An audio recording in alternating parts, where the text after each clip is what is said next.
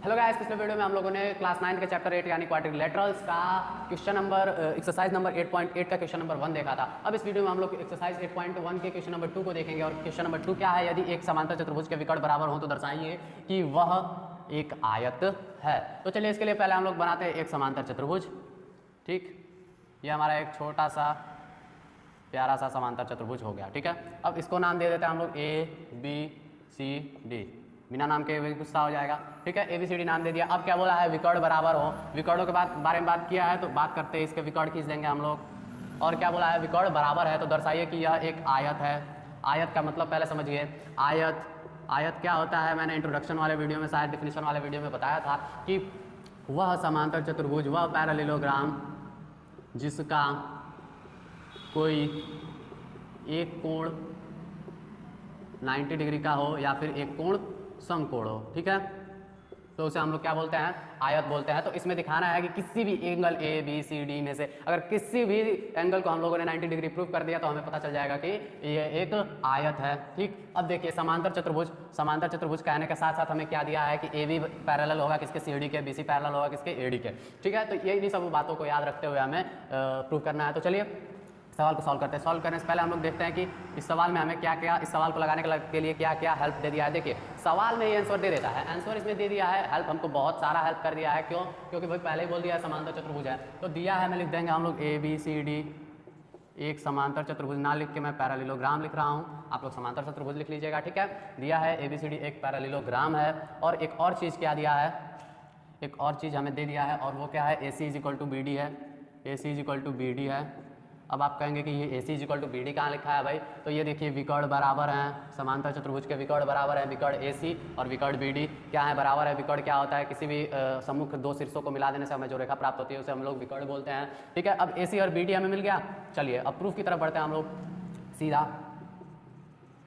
सिद्ध क्या करना है पहले वो भी लिख लेते हैं हम लोग कि सिद्ध क्या करना है। ठीक है, सिद्ध करना है ताकि हम भूलें ना और याद रहे। ठीक है, सिद्ध करना है कि कोई सा भी ABCD एक आयत है। ठीक है, यही हमें सिद्ध करना है। एक आयत है, ये प्रूफ करने के लिए हम लोग किसी भी एक एंगल को 90 डिग्री प्रूफ करने वाले हैं। इतना तो आपको पता होना चाहिए। अब चलिए अब हम लोग देखेंगे त्रिभुज। प्रूफ देखते हैं, प्रूफ इसका सबूत दीजिए। त्रिभुज ABC तथा त्रिभुज ABD। ठीक है, ABD। ठीक है, देखिए बेस इन दोनों त्रिभुजों का बेस समान है। मैं इस त्रिभुजों को ऐसे बना रहा हूँ। ठीक है, ये बन गया, ये बन गया, यहाँ से एक मिल गया और यहाँ से एक मिल गया। ऐसे हमारी कुछ आकृति बनी है। इसको हम लोग मिटा सकते हैं। अब इसका बाबू आपका कोई काम नहीं है। अब हमें जो एंगल A है, ये पूरा एंगल A पूरा और एंगल पूरा B, इसको क्या प्रूव करना है? 90 डिग्री इसको भी और 90 डिग्री इसको भी। तो हमने ये दो त्रिभुज ले लिए। ठीक है, AB बेस है, यहाँ पे CD कर दीजिए। हमने एक बार एक त्रिभुज में देखना है और एक बार इस त्रिभुज में देखना है। तो चलिए ABC यानी ABC। ठीक है, और ये ABD यानी ये। ठीक, तो इसमें हम लोग देखेंगे कि पहले क्या हमको क्या दिया क्या है। तो चलिए AD किसके बराबर होगा? BC के बराबर होगा। क्यों होगा? AD बराबर होगा BC के। क्यों होगा? मैं ये लाइन ड्रॉ कर देता हूँ। चलिए AD बराबर होगा BC के। क्यों होगा भाई? तो समांतर चतुर्भुज की सम्मुख भुजाएं। ठीक है, इसीलिए भाई AB बराबर होगा किसके? AD बराबर होगा किसके? BC के। देखिए समांतर चतुर्भुज अगर बोल दिया तो इसके साथ साथ हमें बहुत सारी चीजें दे दिया। ठीक, अब क्या है? AC बराबर है किसके? BD के। AC बराबर है किसके? BD के। ये क्यों दिया है भाई? हमें किताब में ही दिया है। अब एक और चीज हमें ढूंढना है और वो चीज क्या है? तो वो चीज है भाई हमारी AB बराबर AB। क्यों? उभयनिष्ठ यानी दोनों में कॉमन। ठीक, दोनों त्रिभुजों का बेस तो AB ही है। तो हम लोगों को ये तीनों चीज़ देखने के बाद क्या मिला? तो ये चीज़ देखने से आपको पिछले जन्म की आपकी स्टोरी याद आ रही होगी कि ट्रायंगल ABC सर्वांग सम होगा त्रिभुज ABD के। क्यों? यस यस यस, सर्वांग समता नियम से।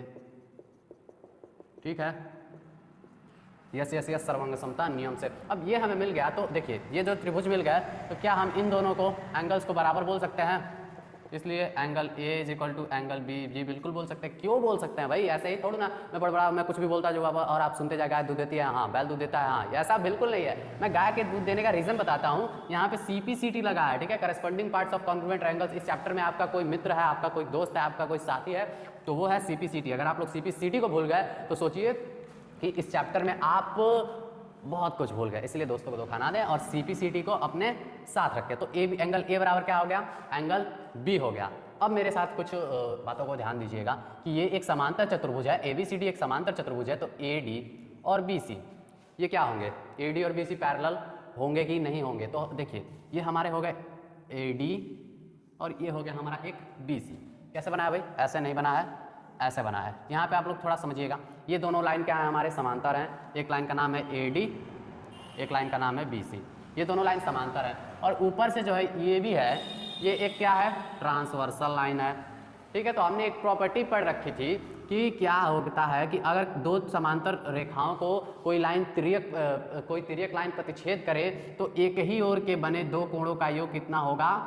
एक ही ओर बने दो कोणों का योग कितना होता है भाई? 180 डिग्री होता है।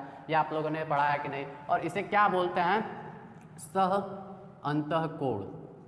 सह अंतःकोण यानी को इंटीरियर एंगल्स या फिर करस्पॉन्डिंग इंटीरियर एंगल्स, इन दोनों को अगर जोड़ दिया जाए तो कितना मिलता है? 180। तो यहीं पर AD बराबर है BC के, मैं यही लिखने जा रहा हूँ। AD सॉरी बराबर नहीं है, पैरेलल है, बराबर भी है पैरेलल भी है, ठीक है। क्यों? क्योंकि समांतर चतुर्भुज की सम्मुख भुजाएं हैं। AD पैरेलल टू BC तथा AB एक तिर्यक रेखा है। तिर्यक रेखा यानी ट्रांसवर्सल लाइन तिर्यक रेखा है, इसलिए angle A plus angle B बराबर कितना हो जाएगा? 180 डिग्री हो जाएगा। अब देखिए ये वाला को आप लोग इक्वेशन 1 मानिए, ठीक है। ये वाला जो है A is equal to B है, इसको आप इक्वेशन 1 मानिए और इसमें रखिए। तो यहाँ पे क्या हो जाएगा? Angle A plus angle A बराबर 180 हो जाएगा। और आगे क्या लिख देंगे भाई?